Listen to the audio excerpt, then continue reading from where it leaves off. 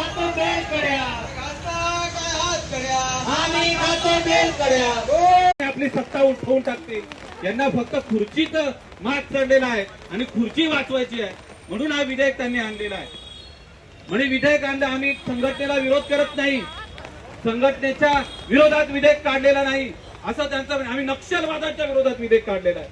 माओवादी ज्या संघटना आहेत, ज्या तत्सम संघटना आहेत, त्यांच्या सारख्या असणाऱ्या विचाराच्या संघटना आहेत, त्या संघटनेला आला घालावा म्हणून आम्ही हे विधेयक काढलेलं आहे.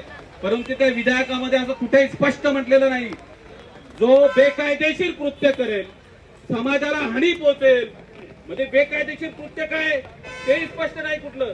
म्हणजे अधिकाऱ्याला वाटलं की संघटनेनं आता आंदोलन केलंय, कारण आपली संघटना रस्त्यावर उतरते, आपली संघटना अधिकाऱ्याला कोंडून ठेवते,